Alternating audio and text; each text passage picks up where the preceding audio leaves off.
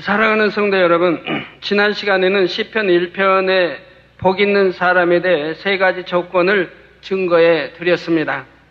복 있는 사람은 첫째, 악인의 꾀를 쫓지 않고, 둘째, 죄인의 길에 서지 않으며, 셋째로 오만한 자의 자리에 앉지 않는다 했지요. 세상 많은 사람들이 자기 유익을 구하기 위해서 악한 계교를 세우기도 하고 자기 욕심을 채우기 위해 마음과 행함으로 범죄합니다. 또한 자신이 높임받고 섬김받기 위해 다른 사람을 무시하여 깎아내리거나 해를 입히는 경우도 많이 있지요. 그러나 이렇게 해서 아무리 복을 받으려고 해도 그 결말은 축복이 아니라 재앙이라 했습니다. 세상 모든 사람의 축복과 저주는 천하 만물을 주관하시는 우리 하나님께 달려 있으며 하나님께서는 악인을 축복하지 않으시기 때문입니다. 잠언 16장 1절에 보면 마음의 경영은 사람에게 있어도 말의 응답은 여호와께로서 나느니라 했고, 9절에는 사람이 마음으로 자기의 길을 계획할지라도 그 걸음을 인도하는 자는 여호와시니라 했습니다. 아무리 사람이 애쓰고 힘쓸지라도 그로 인해서 복을 받는 것이 아니라 하나님께서 허락하셔야 복을 받을 수 있음을 말씀하는 것이지요.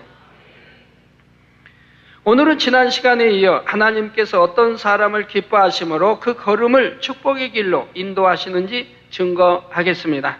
사랑하는 성도님들은 증거되는 말씀을 통하여 여러분 모두가 축복과 응답의 길로 인도받으며 항상 넘치는 간증으로 하나님께 영광 돌리시기를 주님의 이름으로 축원합니다.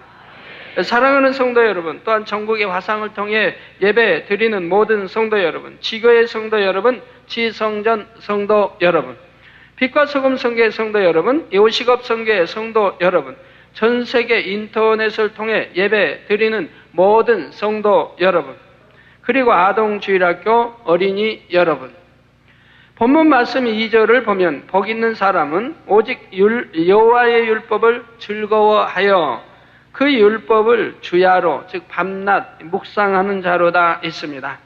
여기서 여호와의 율법이란 66권 성경 말씀 전체를 말합니다.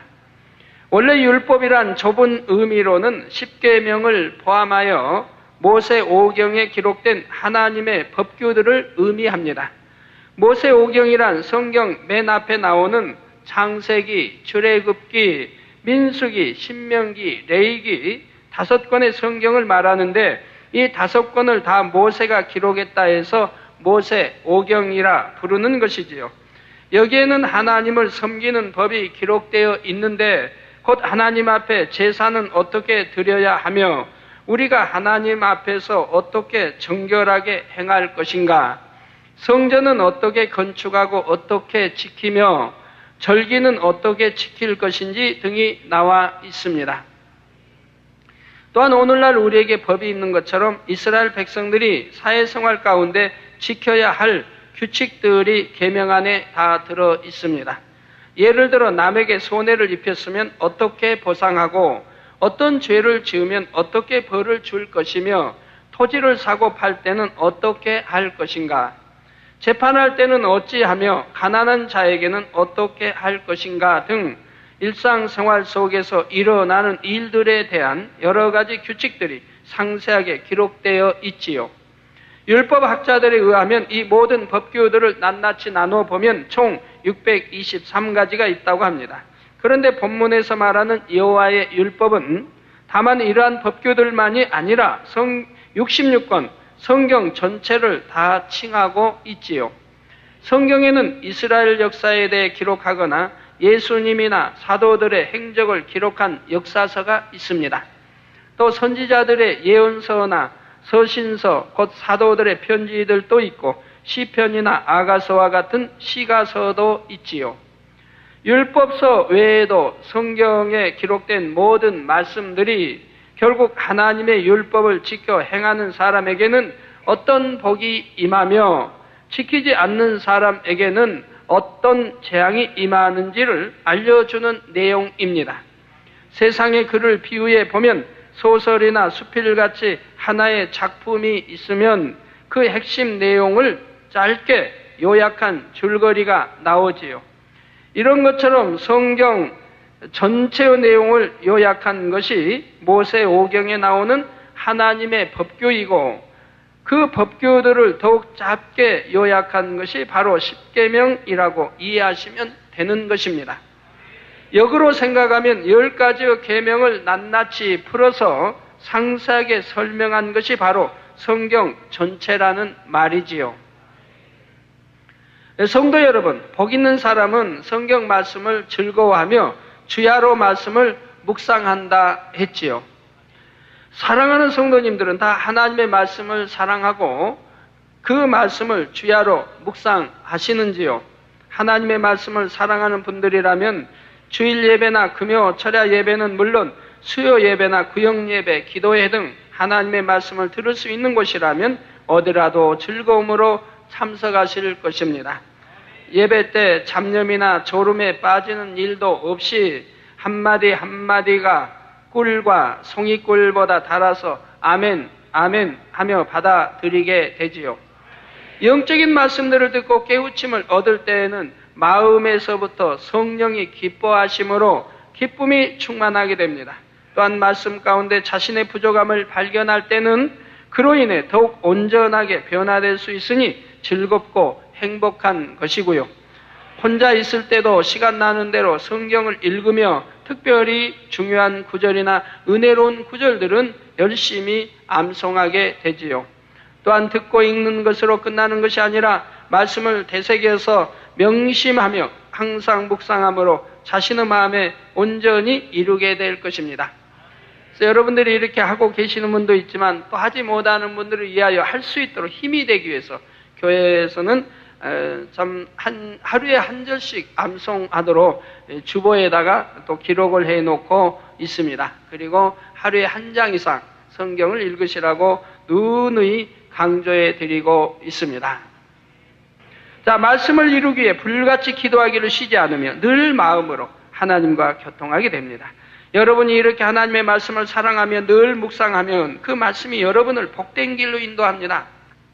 먼저 우리가 하나님의 말씀을 통해 악인의 꾀는 무엇이며 죄가 무엇인지, 오만한 것은 어떤 것인지를 알 수가 있지요. 하나님의 말씀을 모르는 사람들은 자신들이 범죄하고 오만한 자가 되면서도 스스로 깨닫지 못하는 경우가 많습니다. 부지런히 말씀을 배우고 묵상하여 자기 것으로 만들어 놓아야 하는 것이지요. 그러면 여러분 안에 성령께서 말씀을 통해 깨우쳐 주심으로 진리로 행할 수 있게 인도하시는 것입니다. 그런데 여러분이 여기서 한 가지 더 기억하실 것은 율법 중에 어느 계명이 크니까 하는 질문에 예수님께서 답하신 말씀입니다.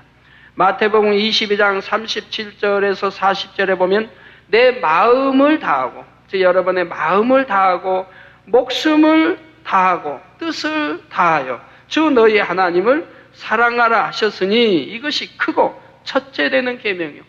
이게 이 66권 말씀, 그 많은 계명 중에 가장 크고 첫째 되는 계명이 무엇이냐? 내 마음을 다하고 뜻을 다하여 또 생명을 다하여 하나님을 첫째로 사랑하는 겁니다. 또 이제 다른 복음서에 보면, 마태복음에도 보면 또 지혜를 다하고 힘을 다하고 이런 말씀도 있죠. 그래서 그런 걸 다하여 하나님을 첫째로 사랑하는 것이 가장 큰 계명이요 첫째 되는 계명이라 이 말입니다. 여러분 그렇게 하고 계십니까? 솔직히 그렇게 하고 계세요, 안 계세요? 첫째로 하나님을 사랑하세요, 안 하세요? 어떤 분은 나를 낳아준 부모, 아니면 아내 또는 남편 또는 자녀를 하나님보다 더 사랑하는 분이 있는데 아닙니다. 또는 세상 오락, 명예, 권세, 부, 돈을 더 사랑한다든가. 그러나 하나님을 첫째로 사랑해야 되죠. 믿음이 있다고 한다면, 하나님 말씀을 안다고 하면 하나님을 첫째로 사랑해야 할 이유가 많이 있지 않습니까? 하나님이 나를 낳으셨고 내 영을 낳으셨고 우리 하나님이 우리 인간을 창조하셨고 인간 경작을 통하여 아름다운 천국으로 인도하시기 위해서 이렇게 역사해 오셨으니 우리 생명의 씨를 주신 분은 하나님이시라 이 말입니다. 남자에게 정자와 여자에게 난자라고 하는 생명의 씨를 주신 분이 하나님이시요 또 영을 주신 분이 하나님이시라 이 말입니다. 그러니 하나님이 우리의 영의 아버지가 되시니 첫째로 사랑해야죠. 또 죄로 인해 사망길로 갈 수밖에 없는 우리를 독생자 아들까지 주셔서 우리를 구원에 이르게 하셨으니 또 첫째로 사랑해야 되는 것이지요. 그래서 사랑해야 할 이유가 많이 있다 이 말입니다. 거기에다 아름다운 천국을 예비하여 우리를 천국으로 인도하시니 또한 하나님을 첫째로 사랑해야 하는 것이고요. 그래서 하나님을 우리가 첫째로 사랑해야 되는데 그러지 못한 분들이 많이 있다 이 말입니다. 우리가 믿음이 있다면, 하나님 말씀을 안다면 하나님을 첫째로 사랑해야 될 것입니다. 둘째는 그와 같으니 내 이웃을 내 몸과 같이 사랑하라 하셨으니 이 두 계명이 온 율법과 선지자의 강령이니라. 내 이웃을 내 몸과 같이 사랑하라 하셨으니 이 두 계명이 온 율법과 선지자의 강령이라 이 말입니다. 자, 내 이웃을 내 몸과 같이 사랑하라. 여러분들 이웃을 내 몸과 같이 사랑하십니까? 내 몸과 같이 사랑하시는지요? 제가 예를 들어 하나 이렇게 좀 비유를 설명하겠습니다. 여러분들이 교회에 이렇게 이제 차들이 많이 주차 있죠. 주차할 공간이 없어 이제 외부까지 이렇게 하는데 어떤 데 주차하다 보면 공간이 좁아서 다른 차에 기스를 내기도 합니다. 또는 뒤로 이렇게 받아서 찌그러뜨린다든가 또 기스를 낸다든가 어떤 분은 현재의 기스를 내서 본인이 냈다 하는 것을 알 정도로 내기도 한다 이 말입니다. 그런다고 하면 어떻게 해야 될까요? 그 차가 누구의 차인 줄 안다면은 그 본인에게 알려야 할 것이지만 모를 때는 내 명함을 놔둬야 할 것이라 이 말이에요. 내 전화번호와 내 이름과 주소를 놔두고 내가 이렇게 기스를 냈습니다. 죄송합니다. 내게 연락 주시면 거기에 대해서 변상을 하겠습니다. 라고 해야 할 것이라 이 말이에요. 근데 대부분이 그런 걸 남겨놓지 않는다 이 말입니다. 어찌 이것이 이웃을 사랑하는 것이겠습니까? 그래서 그렇게 차에 기스가 나면 그 차가 더군다나 좋은 차일 때 그 차 주인은 마음이 얼마나 불편하겠어요? 얼마나 힘들겠어요? 만약에 초신자라고 한다면 그 영혼을 실족시킬 수도 있는 것이고 교회를 떠나게 만들 수 있는 장본인이 될 수도 있는 것입니다. 또 그 영혼이 얼마나 불편하겠습니까? 예배 충만히 보고 나왔다가 은혜 다 떨어져 버린다고 하면 되겠습니까? 우리 하나님, 좌우로 보니 아무도 본 사람이 없다. 본 사람이 없지만 하나님은 보셨고 천사는 지켜보았다는 얘기입니다. 내 마음의 양심이 얼마나 어둡다 하는 걸 말씀하는가? 내 양심이 얼마나 어둡다 하는 걸 말하고 있다 이 말입니다.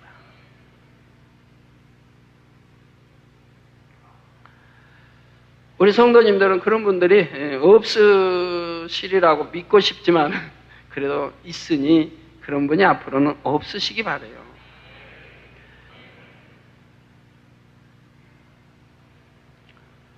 진정 하나님 말씀대로 내 이웃을 내 몸같이 사랑하시는 여러분들 되시고 이 두 계명이 온 율법과 선지자의 강령이라 이 말입니다. 곧 하나님의 모든 율법을 통틀어 가장 핵심적인 계명은 첫째로 하나님을 사랑하고 둘째로 이웃을 사랑하라는 것입니다. 정녕 여러분이 하나님을 사랑한다면 하나님께서 기뻐하시는 것을 쫓아 행하게 되며 하나님의 마음을 담게 됩니다. 하나님을 사랑하기 때문에 하나님께 속한 사랑과 선과 빛, 거룩함과 진실함과 그 밖에 아름다운 것들을 사모하고 사랑하게 되지요. 또한 하나님의 사랑이 우리 안에 있으면 형제를 대할 때에도 온유함과 섬김으로 상대의 유익을 구해줄 수가 있습니다. 그래서 로마서 13장 9절에서 10절에 보면 간음하지 말라, 살인하지 말라, 도적질하지 말라, 탐내지 말라 한 것과 그 외에 다른 계명이 있을지라도 내 이웃을 내 자신과 같이 사랑하라 하신 그 말씀 가운데 다 들었느니라. 자, 이렇게 악을 행치 아니하고 오히려 섬기고 자기 유익을 굳지 아니하는 그러면 계명을 이렇게 지켜나간다고 하면 바로 이렇게 이제 행해 나가면 바로 모든 계명을 지키는 자가 된다 이 말입니다. 즉 하나님 말씀 안에 거하는 계명을 지키는 자가 될 수가 있는 거죠. 내 이웃을 내 자신과 같이 사랑하라 하신 그 말씀 가운데 다 들어있다 이 말입니다. 사랑은 이웃에게 악을 행치 아니하나니 그러므로 사랑은 율법의 완성이니라 했지요. 우리 예수님께서도 하나님을 사랑하시고 또한 영혼들을 사랑하심으로 하나님의 모든 말씀을 다 이루신 것이고요. 여러분이 많은 사람과 더불어 생활하는 가운데 때로는 어떻게 하는 것이 더 하나님 앞에서 합당한 것인가 잘 분별이 되지 않는 복잡한 상황도 있습니다. 그러나 그럴 때도 이 말씀으로 자신을 점검한다면 자연히 하나님의 율법에 맞게 행할 수 있습니다. 이렇게 행하는 것이 내가 과연 하나님을 사랑하는 마음에서 나온 것인가, 형제를 사랑하는 마음에서 나온 것인가 비춰보므로 거기에 맞는 답을 쫓아 행하면 되는 것이지요. 사랑하는 성도 여러분, 복 있는 사람은 악인의 꾀를 쫓지 않고 죄인의 길에 서지 않으며 오만한 자의 자리에 앉지 않는 사람이라 했습니다. 또한 여호와의 율법을 즐거워하여 주야로 묵상하는 사람이라 했지요. 그러면 이러한 사람은 과연 어떤 복을 받는 것일까요?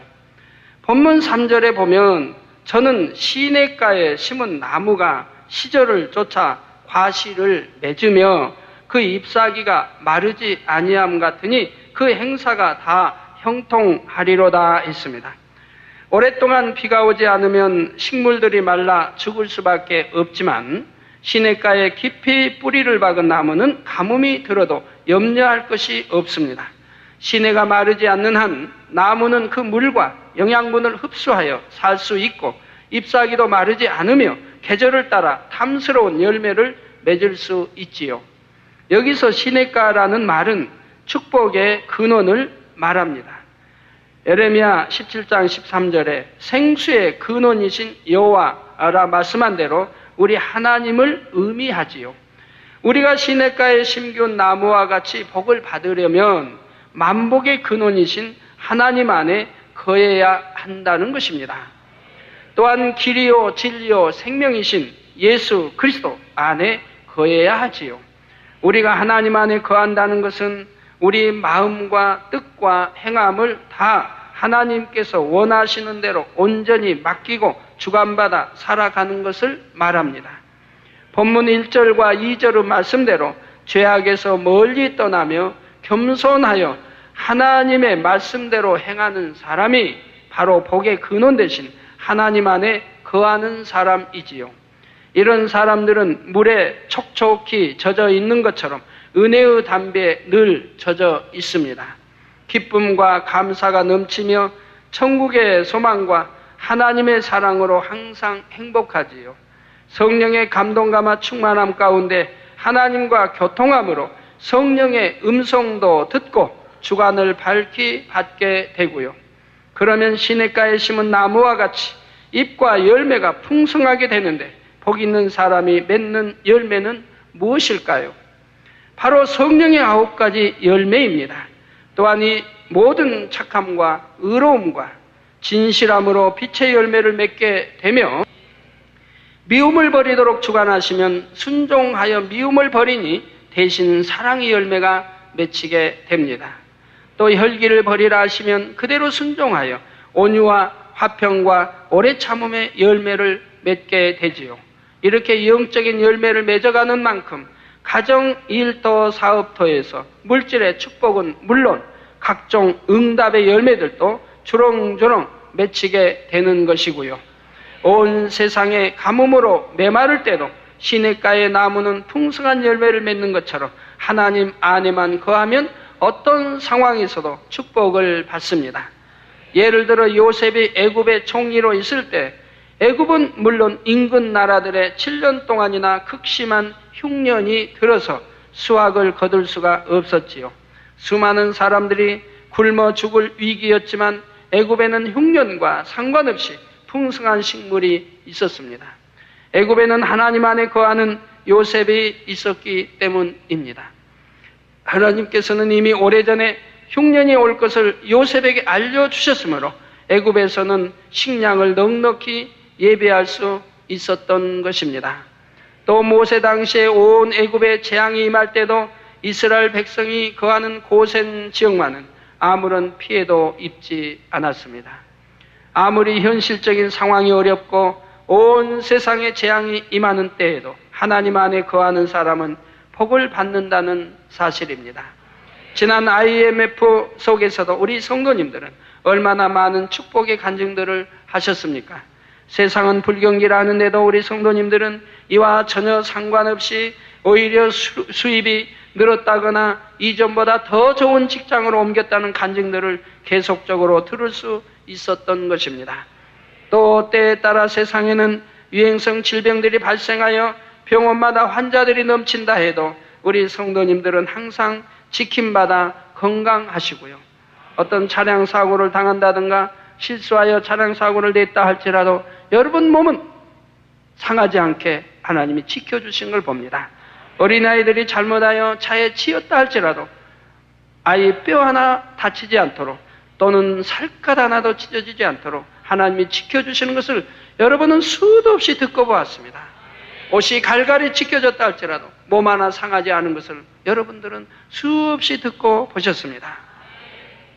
사랑하는 성도 여러분, 저는 초신자 때부터 하나님의 말씀을 듣는 대로 순종하며 어찌하든 말씀대로 살기 위해 노력해 나갔습니다.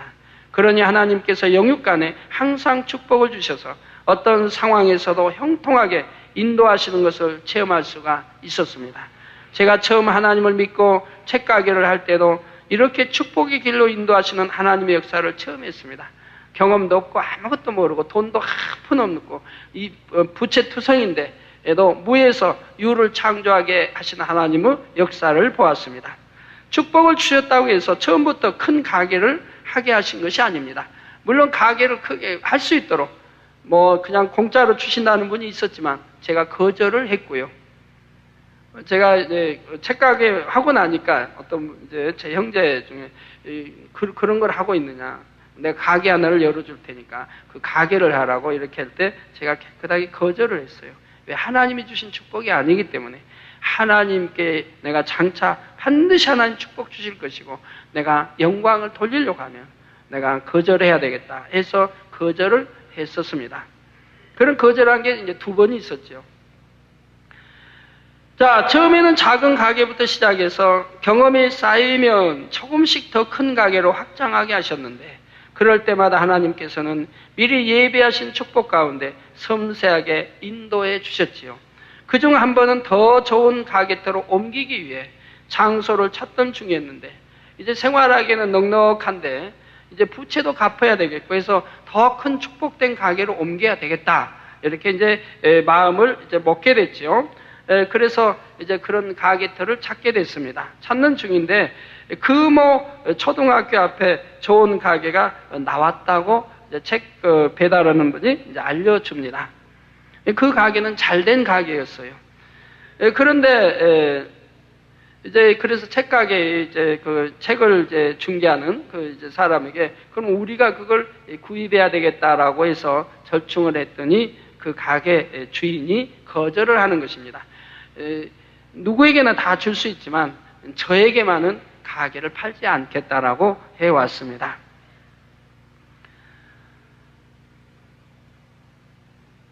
전에 제가 하던 가게 그 손님들이 그쪽 가게 손님들이 저희하고 거리가 한 200, 한 300, 한 300~400m 떨어져 있는데 저희 가게로 많이 몰려왔어요. 그래서 손님이 많이 줄었어요, 그 가게. 그렇기 때문에 이분이 속이 상한 거예요. 그래가지고 가게를 내놓은 건데, 그러니까 제가 그 가게를 인수하겠다고 하니까 이제 감정이 있어 거절을 하게 됐습니다. 저는 더 이상 주인에게 부탁하지 않고 좋은 것으로 인도해 주시라고 하나님께 기도만 하고 있었습니다. 하나님께서 주관하시면 사람의 마음이야 얼마든지 변할 수 있는 것이니 하나님께서 그 가게를 통해 저에게 축복 주시려면 그 주인의 마음을 변화시키시면 되는 것입니다. 아니면 그보다 더 좋은 것으로 인도하실 것이니 어느 쪽이든 저는 염려할 필요가 없었던 것입니다. 결과적으로 하나님께서는 그 가게 대신 당시 금호동에서 가장 좋은 가게로 인도해 주셨습니다. 제일 잘 된다고 하는, 아주 거리는 좀 저희가 하던 것보다는 좀 멀지요. 하지만 제일 잘 된다고 하는 가게로 옮겨주시고, 그 가게는 이미 소문이 나 있는 가게입니다. 그래서 감히 우리가 그 가게로 들어간다고 하는 것은 생각도 못할 처지인데 그 가게 주인이 그 가게를 통해서 돈을 많이 벌어서 집을 한 세 채가량 이렇게 다 준비해 놓은 분이에요. 그래서 이제 여생을 편안하게 살겠다고 해서 제가 가게를 얻으려고 결심하니 그 가게 주인이 또 그 가게를 그렇게 해서 내놓게 되었단 말이에요.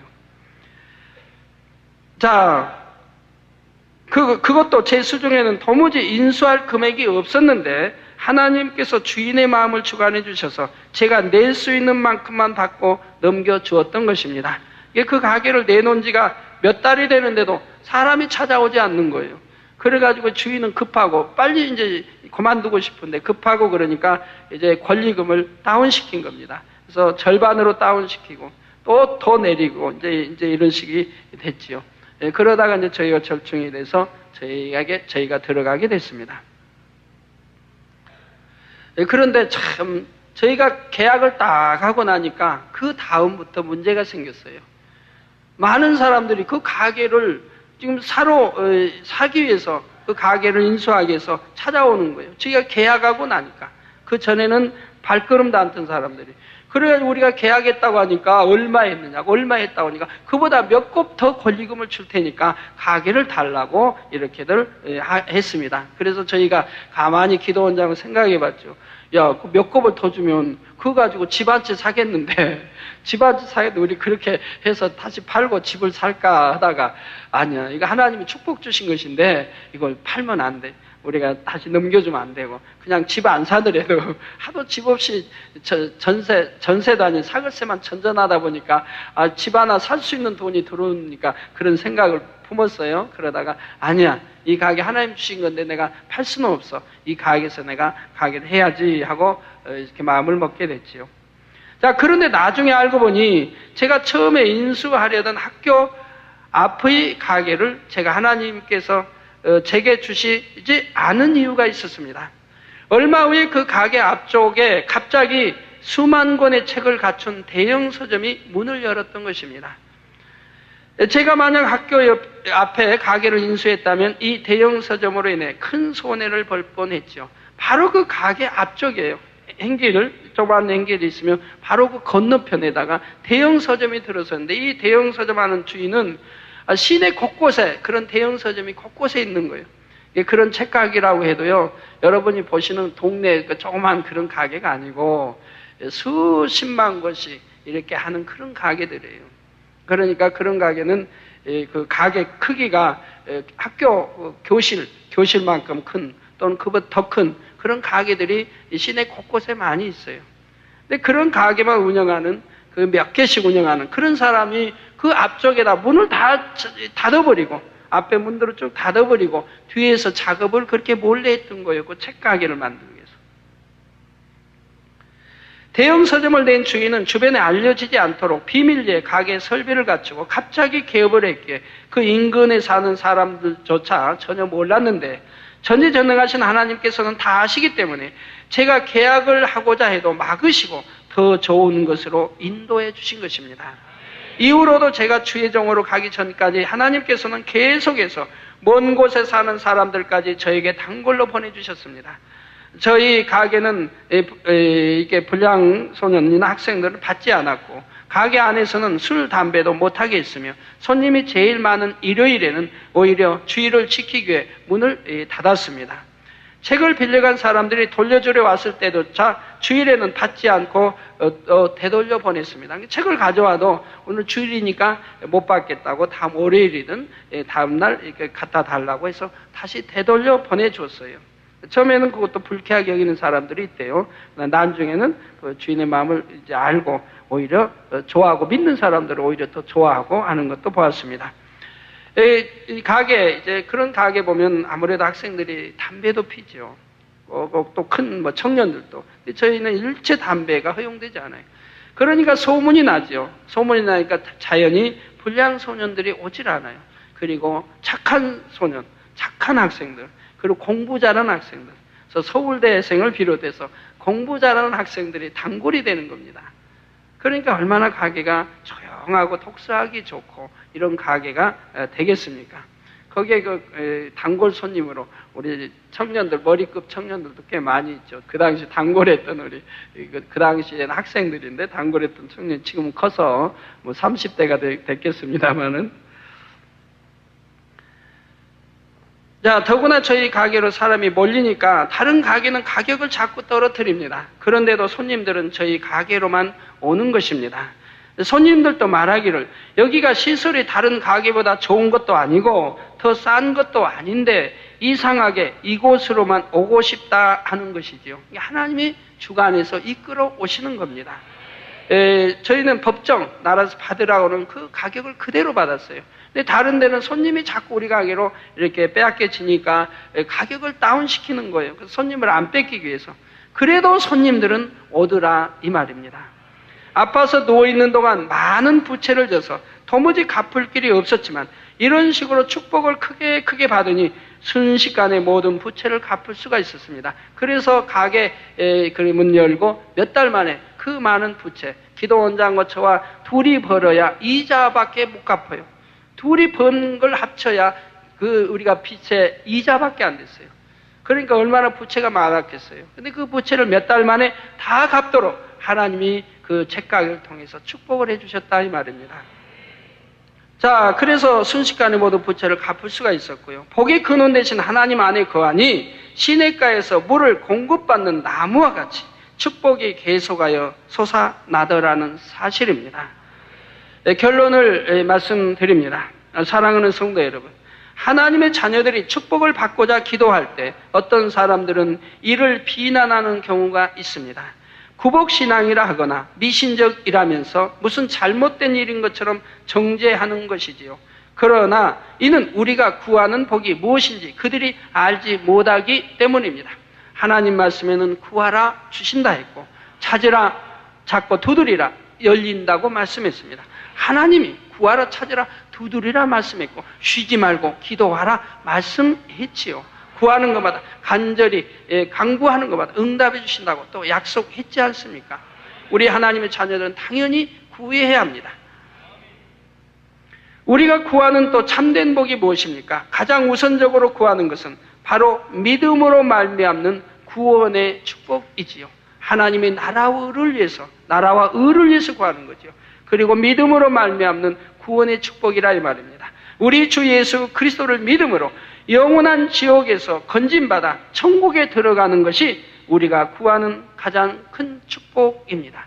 우리가 열심히 구하며 능력받고 또 악을 모양이라도 버려 성결되어서 천국에 가니 당연히 구해야 하지 않겠습니까? 구하지 않고 내 능력으로 죄가 버려지나요? 내 힘으로 내 노력으로 죄가 버려지나요? 하나님이 은혜 주셔야 되고 하나님이 능력 주셔야 되고 성령님이 도와주셔야 한다 이 말이에요.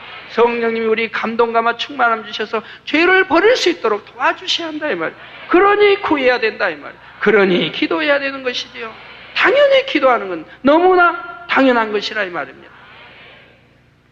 또 이렇게 하나님의 은총을 입은 자녀들이 날마다 죄와 악을 벗어버리고 성결되어 영원히 잘 되는 것 또한 우리가 구하는 축복이지요.